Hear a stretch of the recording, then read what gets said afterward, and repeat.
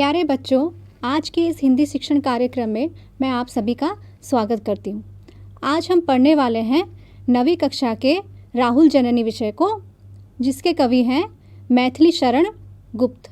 उन्हें राष्ट्र कवि मैथिली शरण गुप्त भी कहते हैं। तो आइए उनके जीवन के बारे में कुछ बातें जान लें। मैथिली शरण गुप्त का जन्म सन 1886 ईस्वी में झांसी के चीर गांव में हुआ था। उनके पिता सेठ रामचरण जी वैष्णव भक्त एवं अच्छे कवि थे। उनके पिता सेठ रामचरण जी विष्णु के भक्त थे एवं एक अच्छे कवि भी थे। इसलिए राम भक्ति गुप्त जी को पैतृक देन के रूप में मिली, मतलब पिता से ही विरासत में उन्हें राम भक्ति मिली। बचपन से ही वे काव्य रचना करने लगे। बचपन से ही, जब छोटे बच्चे थे तभी से वे कविताएं लिखने लगे। वे द्विवेदी युग के प्रतिनिधि कवि माने जाते हैं। वे गांधीवादी और भक्त कवि हैं। उनकी रचनाओं में राष्ट्रीय भावनाओं की अभिव्यक्ति मिलती है। राष्ट्र प्रेम से संबंधित कविताएं वे अधिक लिखते थे। अपनी रचनाओं के जरिए उन्होंने जनता को अहिंसा, सत्याग्रह, राष्ट्र प्रेम तथा मानवतावाद का संदेश दिया। इसलिए उन्हें राष्ट्र कवि सम्मान से सम्मानित किया गया। आगरा विश्वविद्यालय तथा काशी हिंदू विश्वविद्यालय ने उन्हें डी.लिट की मानद उपाधि प्रदान की। वे भारत के राष्ट्रपति के द्वारा मनोनीत राज्यसभा सांसद भी रहे। उनका निधन सन 1964 ईस्वी में हुआ। निधन अर्थात उनकी मृत्यु हुई। उनकी कुछ प्रमुख काव्य रचनाएं हैं: जयद्रथ, भारत भारती, पंचवटी, साकेत, यशोधरा, द्वापर, जय भारत, विष्णुप्रिया आदि। बच्चों, आज हम जिस विषय को पढ़ने वाले हैं उसके 2 पद यशोधरा नामक खंडकाव्य से राहुल जननी शीर्षक से लिए गए हैं। गौतम बुद्ध को आप सब जानते ही होंगे। वे एक राज्य के राजकुमार थे।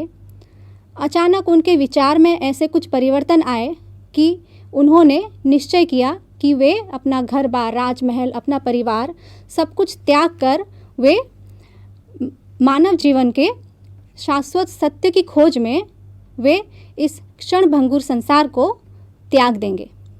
और वे सच में ही सब कुछ त्याग कर वन चले गए। और कब गए? रात को, जब उनकी पत्नी यशोधरा और उनका नन्हा सा बालक राहुल जब गहरी नींद में सो रहे थे, तब वो उन्हें सोता हुआ छोड़कर ही वहाँ से चले गए। सुबह हुई। जब यशोधरा की आंखें खुली तब उन्हें पता चला कि उनके पति उन्हें हमेशा के लिए छोड़कर चले गए हैं। तब उसकी क्या हालत हुई। तभी उनका बेटा राहुल, जो एक नन्हा सा बालक था, वो भी उठ जाता है और रोने लगता है।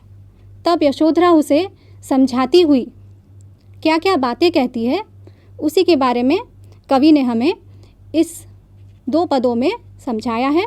तो आइए पदों को समझते हैं। चुप रहे हाय अभागे, रोता है अब किसके आगे। तुझे देख पाता वे रोता, मुझे छोड़ जाते क्यों सोता। अब क्या होगा तब कुछ होता, सो कर हम खोकर ही जागे। चुप रहे हाय अभागे। शब्दार्थ: अभागे का अर्थ होता है भाग्यहीन। जिसका दुर्भाग्य होता है उसे अभागा कहते हैं। जिसका भाग्य खराब होता है उसे अभागा कहते हैं। चुप रहे हाय अभागे, ये कौन कहती है? यशोधरा कहती है। किससे कहती है? अपने बच्चे को, राहुल को कहती है। क्या कहती है? रोता है अब किसके आगे, कि तू चुप हो जा। अब किसके समक्ष तू रो रहा है? किसके आगे रो रहा है? तुझे देख पाता वे रोता। अगर तुझे रोता हुआ वो रात को देख लेते तो मुझे छोड़ जाते क्यों सोता? तो क्या वे मुझे इस तरह सोता हुआ छोड़कर चले जाते? अब क्या होगा? तो अब तू क्यों रो रहा है? क्योंकि अब रोने का कोई फ़ायदा नहीं है। तब कुछ होता, अगर उनके जाते समय तब तू रोता, तब शायद कुछ हो सकता था। वे तेरा रोना देखकर उनका दिल पिघल जाता और वे रुक जाते, तुझे अपने गोद में ले लेते। लेकिन सोकर हम खोकर ही जागे। हम तो सोकर अब जो जागे हैं, तो अब हमने अपना सब कुछ लुटा दिया है, हमने अपना सब कुछ खो दिया है। चुप रह हाय अभागे, अब तू अभागा ही है। अर्थात तेरा भाग्य बहुत खराब है। क्यों? क्योंकि तेरे पिता तुझे बचपन में ही छोड़कर चले गए हैं। तो अब तू चुप हो जा। पुनः देख लेते हैं। चुप रह हाय अभागे, रोता है अब किसके आगे? अब तू चुप हो जा, अब तू और मत रो। और तू अब किसके सामने रो रहा है? तुझे देख पाता वे रोता, अगर वे तुझे रोता हुआ रात को देख लेते, मुझे छोड़ जाते क्यों सोता? क्या मुझे वो इस प्रकार सोता हुआ छोड़कर चले जाते? अब क्या होगा? अब रोने से कोई फ़ायदा नहीं है। अब क्या होगा? तब कुछ होता। हो सकता है अगर तू तब रोता, तब वो तुझे छोड़कर जाते ही नहीं। सोकर हम खोकर ही जागे। जो हम सो गए तो हमने अपना सर्वस्व खो दिया है। अब जागकर हमने अपना सर्वस्व खो दिया है। चुप रह हाय अभागे। तो इस प्रकार वो अपने बच्चे को चुप कराती हुई अपनी मन की विडंबना को वो कहती है। अब दूसरे पद पर आते हैं। बेटा मैं तो हूँ रोने को, तेरे सारे मल धोने को, हंस तू है सब कुछ होने को। भाग्य आएंगे फिर भी भागे, चुप रह हाय अभागे। शब्दार्थ: मल धोने अर्थात दुख मिटाने। तो वो फिर क्या अपने बच्चे को समझाते हुए कहती है कि बेटा तू मत रो, मैं तो हूँ रोने को, मैं हूँ रोने के लिए, तेरे सारे मल धोने को। मल मतलब दुख, बाधाएं। तेरे जो भी दुख हैं, जो भी बाधाएं हैं, जो भी तकलीफ़ है, सारे कष्टों को दूर करने के लिए अभी तेरी माँ तेरे पास है। हंस तू, इसीलिए तू हमेशा क्या कर? हंसा कर। है सब कुछ होने को अर्थात तेरे लिए जो कुछ भी अच्छा था वो सब अभी भी तेरे लिए है। जो भी होगा तेरे लिए मैं सब अच्छा ही करूँगी। तेरे पिता का न होने का एहसास मैं तुझे नहीं होने दूँगी। इसीलिए तू हंसा कर, है सब कुछ होने को। तेरे लिए जो सारी चीज़ें थी, जो भी सुविधाएं तुझे मिलने वाली थी, सभी कुछ वही हैं, सभी कुछ तुझे प्राप्त होंगी। भाग्य आएंगे फिर भी भागे। और हो सकता है एक दिन हमारा भाग्य फिर से वापस आएगा। अर्थात हो सकता है एक दिन गौतम वापस हमारे पास लौट आए। चुप रह हाय अभागे। बेटा अब तू और मत रो, अब तू चुप हो जा। तुझको क्षीर पिलाकर लूँगी, नयन नीर ही उनको दूंगी, पर क्या पक्षपातिनी होंगी। मैंने अपने सब रस त्यागे, चुप रह हाय अभागे। शब्दार्थ है क्षीर अर्थात दूध, नयन नीर अर्थात नयन से बहने वाला पानी, जिसे आंसू कहते हैं, दुख में ही आंसू बहाते हैं। पक्षपातिनी किसी एक का समर्थन करने वाली, जो किसी एक का समर्थन करती है उसे पक्षपातिनी कहते हैं। रस का अर्थ होता है सुख या आराम या आनंद। अब विषय को समझेंगे। तुझको क्षीर पिलाकर लूँगी, नयन नीर ही उनको दूंगी। क्षीर मतलब दूध। अपने बच्चे के लिए एक माँ का कर्तव्य क्या होता है कि उसे किस प्रकार अच्छी तरह से उसका पालन पोषण वो कर पाए। तो तुझको क्षीर पिलाकर लूँगी, नयन नीर ही उनको दूंगी।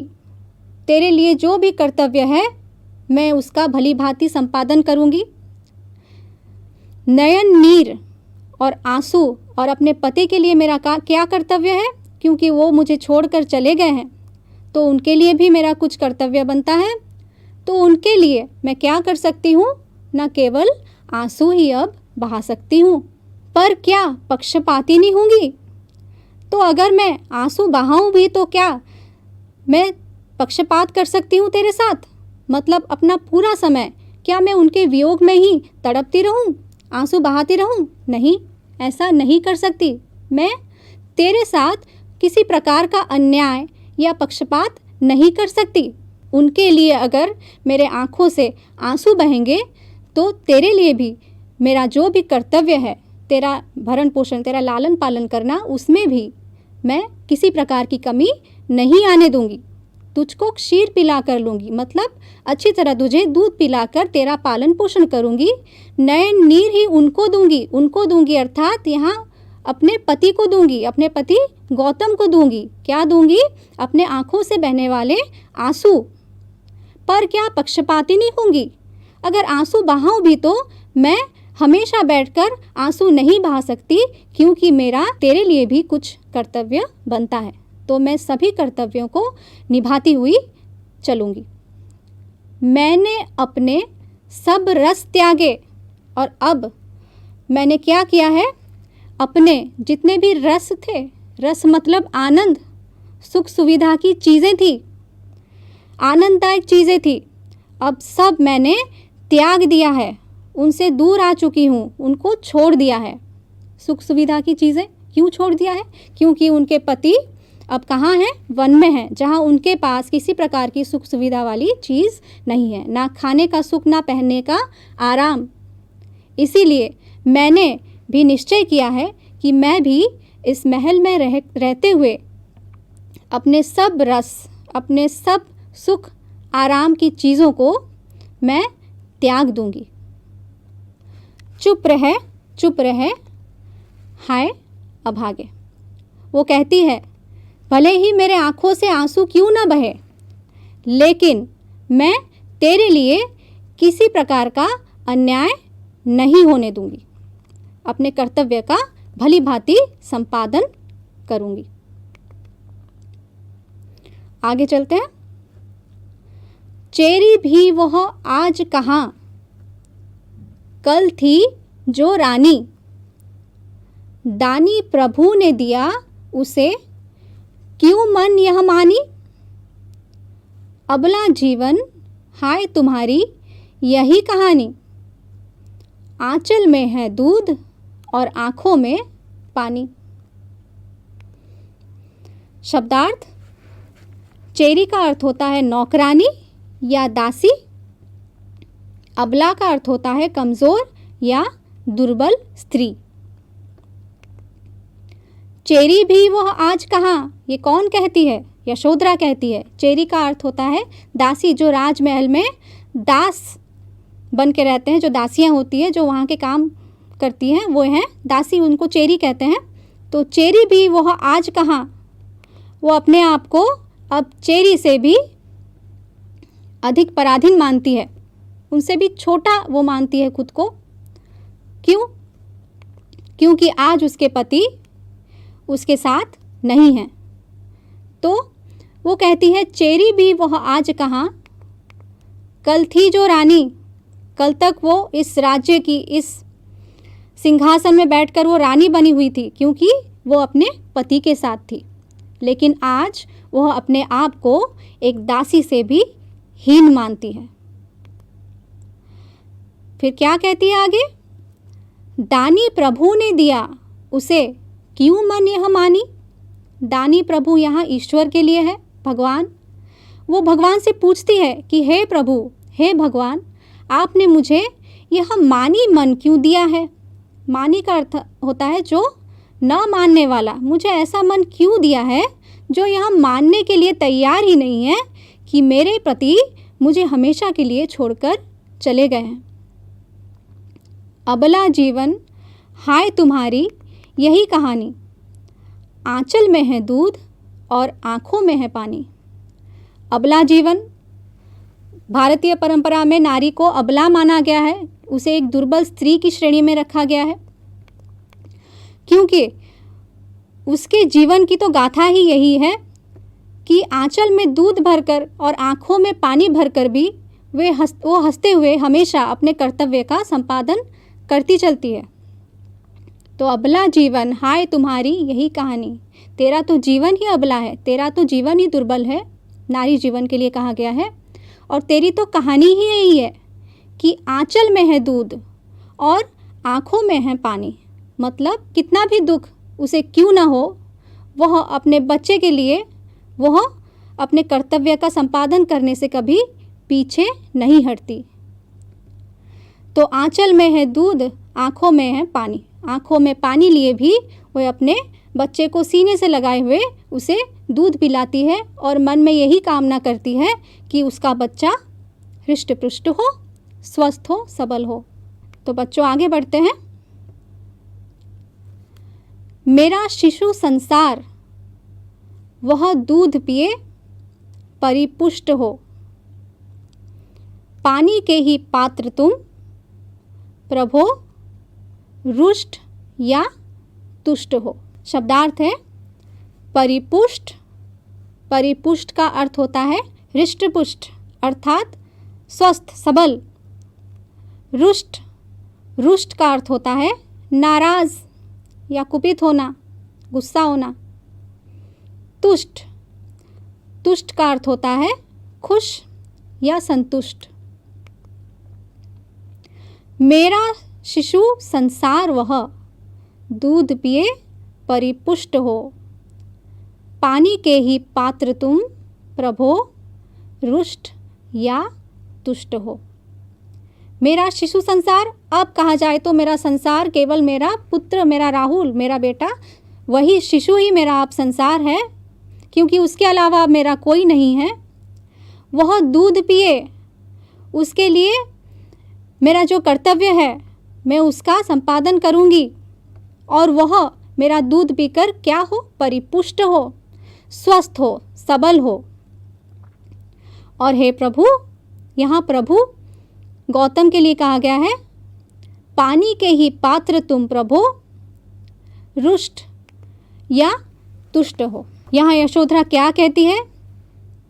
मेरा शिशु संसार वह दूध पिए, मैं अपने बच्चे के लिए जो कुछ भी कर सकती हूँ मैं वो करूँगी, उसे अपना दूध पिलाकर हृष्ट पृष्ट सबल करूँगी। और अपने पति के लिए अब मैं क्या करूँगी, उन्हें तो अपना नयन नीर ही दूँगी। पानी के ही पात्र तुम, और हे प्रभु आप तो मेरे आंसुओं के ही पात्र हो, तो अब उसे ही आप लो। अब उसके अलावा अगर आप रुष्ट या तुष्ट, ये आपकी मर्जी। अब आप मेरे ऊपर यदि रुष्ट होना चाहते हैं, यदि गुस्सा करना चाहते हैं, रूठना चाहते हैं तो रूठ सकते हैं, नाराज़ होना चाहते हैं तो नाराज़ हो सकते हैं, और अगर मेरे आंसुओं से आप संतुष्ट हुए तो वो भी आप हो सकते हैं। पानी के ही पात्र तुम प्रभो रुष्ट या तुष्ट हो, मतलब आपको मैं अपने नयन से बहने वाले आंसुओं के अलावा और कुछ भी नहीं दे सकती। अब ये आपके ऊपर निर्भर करता है, आप इसे लेकर रुष्ट होते हैं अर्थात नाराज़ होते हैं, या तुष्ट होते हैं अर्थात संतुष्ट होते हैं। तो बच्चों अब हम चलते हैं प्रश्नाभ्यास पर। कुछ प्रश्न मैंने दिए हैं, आशा है आप सबको इसका उत्तर आएगा। यशोधरा किसे अभागा कहती है? राहुल। यशोधरा राहुल को अभागा कहती है। मैं तो हूं रोने को, यहाँ मैं किसके लिए प्रयुक्त हुआ है? यशोधरा, मैं तो हूँ रोने को, यहाँ मैं यशोधरा के लिए प्रयुक्त हुआ है। यशोधरा क्या धोने की बात करती है? मल। यशोधरा मल धोने की बात करती है। मल अर्थात दुख, दुख मिटाने की बात करती है। नयन नीर का अर्थ क्या है? नयन मतलब आंखें, नीर मतलब पानी, आंखों से बहने वाला पानी अर्थात आंसू। नयन नीर का अर्थ है आंसू। यशोधरा को कौन छोड़कर चले जाते हैं? गौतम। यशोधरा को गौतम छोड़कर चले जाते हैं। यशोधरा को उनके पति गौतम छोड़कर चले जाते हैं।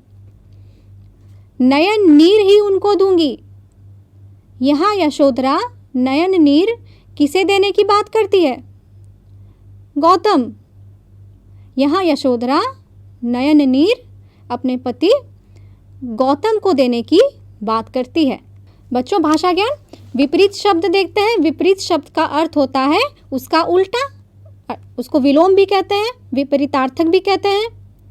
जैसे रोता, रोता का विपरीत है हंसता, रोना उसका उल्टा होता है हंसना, रोता हंसता। सोता जागता, खोकर उसका उल्टा होता है पाकर।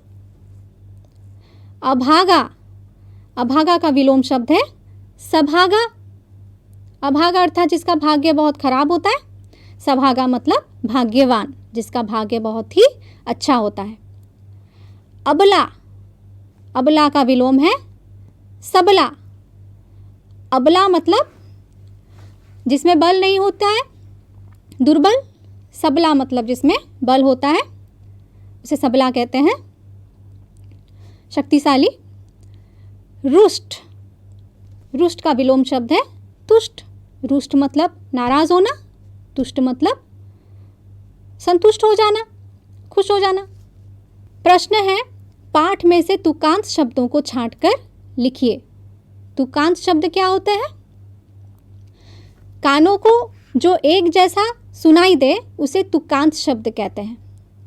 जैसे आना जाना, खाना पीना, अंत में सब कान में एक प्रकार ही, एक जैसा ही सुनाई दे। जैसे अभागे आगे, अभागे आगे, दोनों एक जैसा ही सुनाई देते हैं। रोता सोता, जो एक जैसा सुनाई दे कानों को, उसे ही तुकांत शब्द कहते हैं, जिसे इंग्लिश में राइमिंग वर्ड्स कहते हैं। तो अभागे का तुकांत है आगे। आप कुछ भी लिख सकते हैं, अभागे, आगे, जागे, जो एक जैसा कानों को सुनाई दे, कोई भी ऐसा शब्द जिसका अर्थ निकले आप उसे लिख सकते हैं। तो यहाँ मैंने लिखा है अभागे का तुकांत शब्द है आगे। रोता, रोता का तुकांत शब्द है सोता। लूंगी, लूंगी का तुकांत शब्द है दूंगी। ये सब मैंने पुस्तक से निकाले हैं। अगर परीक्षा में ये प्रश्न आते हैं तो आप मन से भी लिख सकते हैं। त्यागे, त्यागे का तुकांत शब्द है अभागे। रानी, रानी का तुकांत शब्द है मानी। फिर कहानी, कहानी का तुकांत शब्द है पानी। रुष्ट, रुष्ट का तुकांत शब्द है तुष्ट। नीचे लिखे वाक्यों में से संज्ञा एवं विशेषण शब्दों को छांटिए। बच्चों, संज्ञा, किसी के भी नाम को हम लोग संज्ञा कहते हैं, चाहे वो किसी का भी नाम हो। और विशेषण, उस नाम की विशेषता बताने वाले शब्द को विशेषण कहते हैं। तो यहाँ पहला वाक्य है, काली गाय दूध देती है। यहाँ संज्ञा है गाय और विशेषण है काली। बड़े बाजार में भीड़ लगी रहती है। यहाँ संज्ञा है बाजार, विशेषण है बड़े। पिताजी ने मुझे 2 उपहार दिए। यहाँ संज्ञा है उपहार, विशेषण है 2। ऊंचे पेड़ पर 2 बंदर बैठे हैं। इस वाक्य में बच्चों 2 विशेषण और 2 संज्ञा शब्द हैं। जैसे ऊंचे पेड़, पेड़ कैसा है? ऊंचा है, तो संज्ञा है पेड़, विशेषण शब्द है ऊंचे। और दूसरा है 2 बंदर, तो संज्ञा हो गया बंदर। बंदर कितने हैं? उनकी विशेषता क्या है कि 2 बंदर हैं, तो विशेषण हो गया 2। तो बच्चों, आज मैंने जो विषय आपको समझाया, मुझे उम्मीद है कि आप उसे अच्छी तरह समझ गए होंगे। तो इसी के साथ मैं आप लोगों से विदा लेती हूँ। धन्यवाद।